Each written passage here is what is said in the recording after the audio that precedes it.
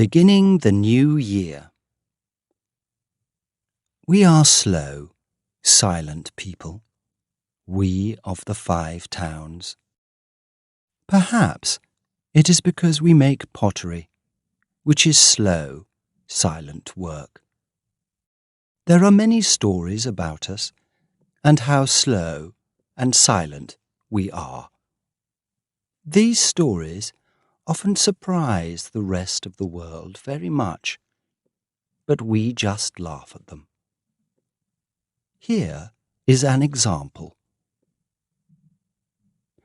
Toby Hall was born in Turnhill, the smallest of the 5 Towns. Last New Year's Eve, he was travelling by train from Crewe to Derby, which was now his home town. He got out of the train at Knype, in the centre of the 5 Towns, for a quick drink. The station was busy, and he had to wait for his drink. When he returned to the train, it was already moving. Toby was not a young man. He couldn't jump on the train, so he missed it. He went to speak to the man in the station office.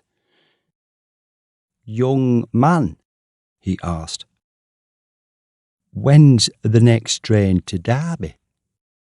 "There isn't one before tomorrow." Toby went and had another drink. "I'll go to Turnhill," he said to himself slowly, and he paid for his drink.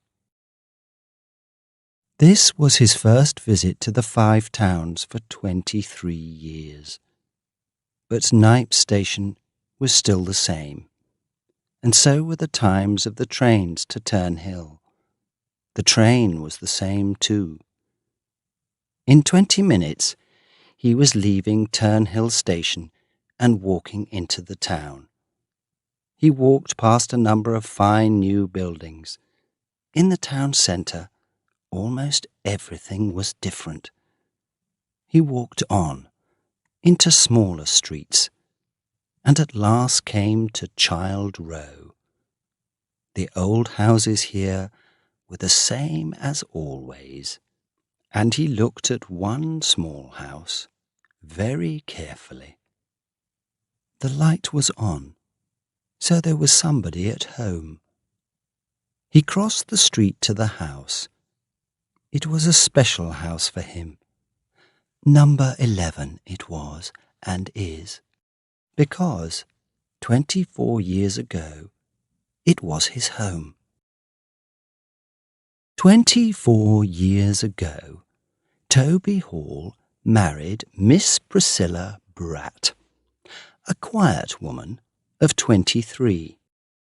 The house belonged to her. The 2 young people were perhaps not really in love, but they liked one another. Their only problem was the house. Priscilla often said that the house belonged to her. Toby knew that. Everybody in Turnhill knew that. She didn't have to say it so often.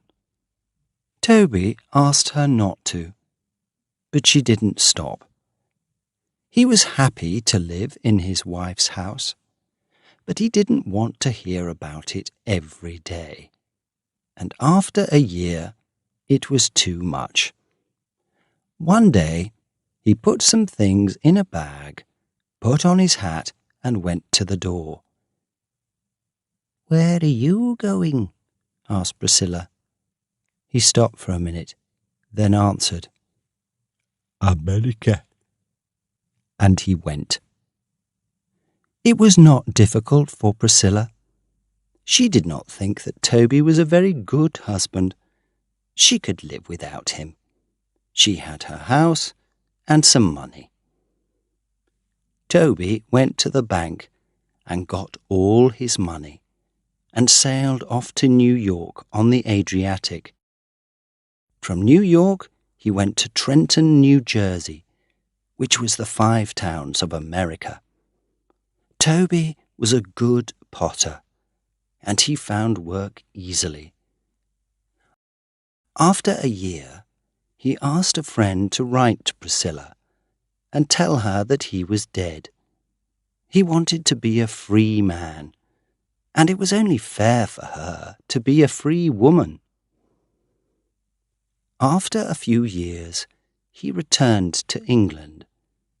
He changed his name from Hall and started work as a potter in Derby.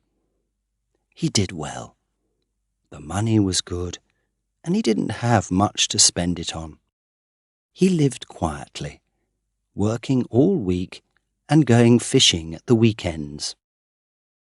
And now, because of a visit to Crewe, a train, and a drink, he was in Child Row and crossing the street to number 11.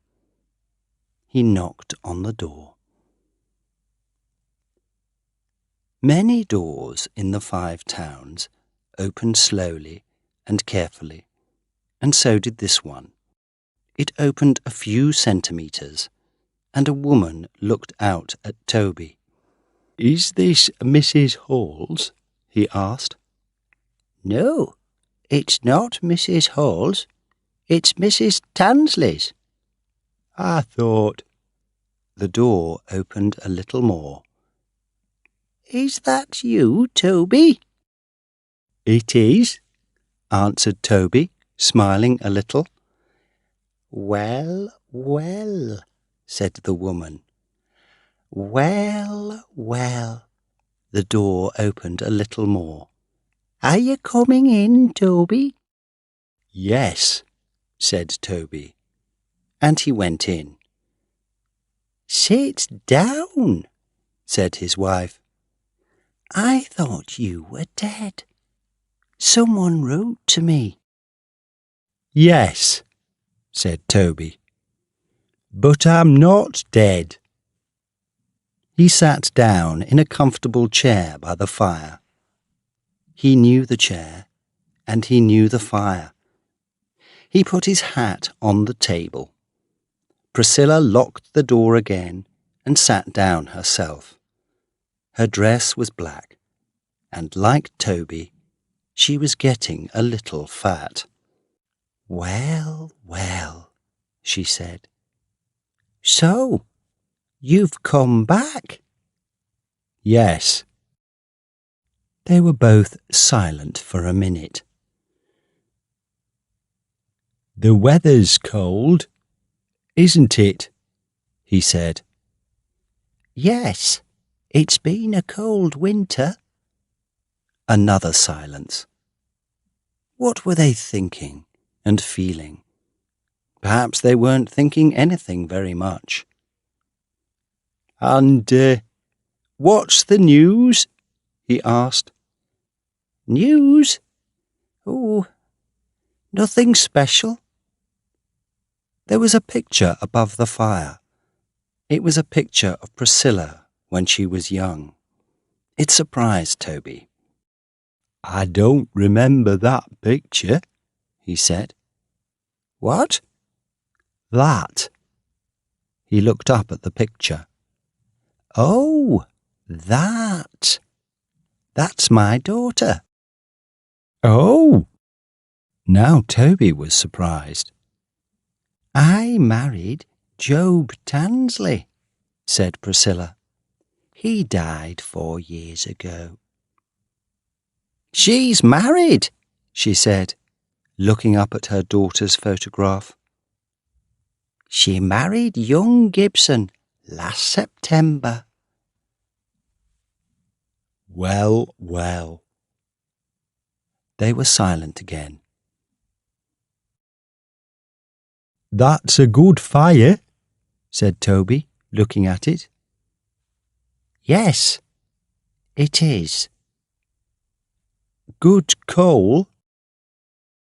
70 pence a ton." Again they were silent. "Is Ned Walklate still at the pub?" Toby asked. "I think so," said Priscilla. "I think I'll go round and have a drink," said Toby. standing up. He was unlocking the door when Priscilla said, "You've forgotten your hat, Toby." "No," he answered. "I haven't forgotten it. I'm coming back." They looked at one another, speaking without words. "That'll be all right," she said. "Well, well." "Yes." And he walked round to the pub.